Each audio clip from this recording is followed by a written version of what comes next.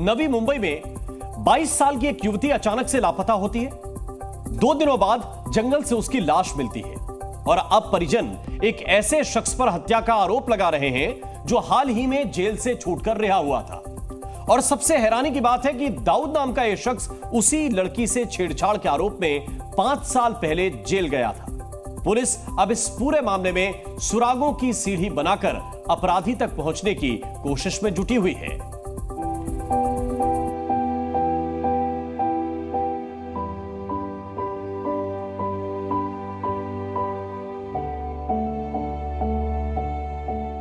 देश की बाकी बेटियों की तरह ही यशश्री की आंखों में भी कई सपने थे। यशश्री जानती थी कि इन्हें पूरा करना इतना आसान नहीं है, तभी तो महज 22 साल की उम्र में ही यशश्री ने अपने घर का जिम्मा उठा लिया था। बेलापुर की एक कंपनी में काम करती थी। अपने सपनों को पूरा करने के लिए काम के साथ साथ यशश्री पढ़ाई भी किया करती थी। लेकिन यशश्री के ख्वाबों की यह दुनिया बसने से पहले ही उजड़ गई। जिस घर में कभी यशश्री की हंसी गूंजा करती थी, वहां अब मातम है। यशश्री की तस्वीर के पास उसके पिता, ताऊ और बाकी के परिजन बैठे हैं। यशश्री की मौत को 5 दिन बीत चुके हैं, लेकिन कातिल का कोई पता नहीं। एक तरफ यशश्री के पिता की आंखों में अपनी प्यारी बेटी को खोने का दर्द है, तो वहीं बेटी के कातिल को लेकर गुस्सा भी है। यह सच है कि अब यशश्री लौटकर नहीं आ सकती, लेकिन पिता कहते हैं कि कातिल को जल्द से जल्द सजा मिलनी चाहिए। क्या पुलिस से क्या आपकी मांग क्या है? जल्द से जल्द उसको पकड़ा जाए और उसको कड़ा शासन मिलना चाहिए। दूसरा मेरा सवाल बस आपसे ये है कि 2019 में आपने इसकी रिपोर्ट कराई थी, ये क्यों करवाई थी और ये आदमी कब छूट कर आया वहां से? वो मेरी बच्ची को तकलीफ देता था, इसलिए बच्ची बताने के बाद में उसके ऊपर हमने उसको रजिस्टर किया था। उरण में अपने परिवार के साथ रहने वाली यशश्री शिंदे 25 जुलाई को लापता हो गई थी। घटना के दिन यशश्री सुबह काम पर निकली थी और उसके बाद वापस नहीं लौटी। परिवार ने पुलिस में उसकी गुमशुदगी की रिपोर्ट दर्ज कराई थी, जिसके बाद पुलिस ने उनकी तलाश शुरू की। कुछ दिनों बाद रेलवे स्टेशन के पास झाड़ियों में यशश्री का शव मिला था। 27 जुलाई को यहाँ पर इस स्पॉट पर यशश्री की जो डेड बॉडी है वो मिलती है।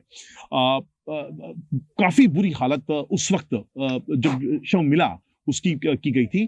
चेहरा था उसको पूरी तरह कुचला गया है।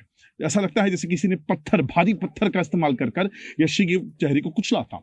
इसके अलावा पूरे शरीर पर चाकू के काफी गहरे वार यहाँ पर किए गए थे। स्वाभाविक है, यशश्री अपने आखिरी पलों में काफी तकलीफ में थी। बावजूद इसके यशश्री ने अपने दोस्त से संपर्क साधा, लेकिन अफसोस परिजन और पुलिस वक्त से पहले विक्टिम तक नहीं पहुंच पाए। ये जब गायब हुई घर से कितने बजे गई है? 10:30 बजे गई, सुबह 10:30 बजे। और स्कूल कॉलेज गई? सहेली के घर पे गई। सहेली के घर। आप लोगों को बता के गई थी? मम्मी को कर दिया।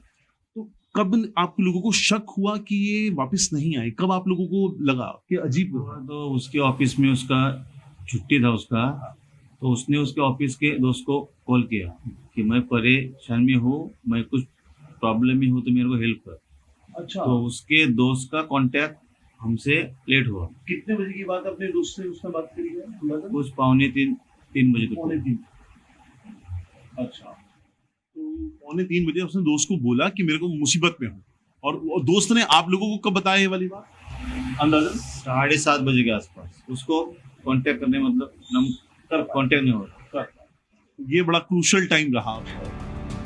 अब इस पूरे मामले में दाऊद नाम के एक शख्स पर शक की सुई गहराती जा रही है। दरअसल लड़की के पिता ने दाऊद शेख नाम के लड़के पर 2019 में एफआईआर दर्ज कराई थी, जिसमें उन्होंने शेख के खिलाफ उस वक्त नाबालिग यशश्री के साथ गलत हरकत करने का आरोप लगाया था। चूंकि वो नाबालिग थी, इसलिए पुलिस ने इस मामले में पॉक्सो के तहत मामला दर्ज किया था। उस वक्त पुलिस ने धारा 354, 506, चाइल्ड प्रोटेक्शन एक्ट 2012 की धारा 8 और 12 के तहत मामला दर्ज किया था। जेल से बाहर आने के बाद दाऊद कर्नाटक चला गया था। ये मामला 2019 में कितना गंभीर था और आप लोगों ने क्या क्या एक्शन लिया था उस वक्त? नहीं, 2019 में मामला गंभीर था, इसके लिए तो इन लोगों ने पॉक्सो एक्ट के अंतर्गत पुलिस में कार्रवाई कर रही थी। उसके बाद में पुलिस ने उसको अरेस्ट भी किया था और जेल में डाल के उसमें आदमी क्या बेल हुआ, वो कानूनी प्रक्रिया क्या थी, इतनी जानकारी हमें कितना टाइम लगभग वो जेल में रहा होगा? कुछ इतना आइडिया नहीं मिली, लेकिन था 2-3 महीना 6 महीना कुछ ऐसा होगा, वो अंदर था। और ये बात 2019 की है, हम बात 2024 की कर रहे हैं। अब ये दाऊद का नाम कहाँ, आप लोगों को क्यों स्ट्रांगली लगता है कि यही आदमी है? ये मैं परिवार के एंगल से आपसे जानना चाहता हूँ। अच्छा,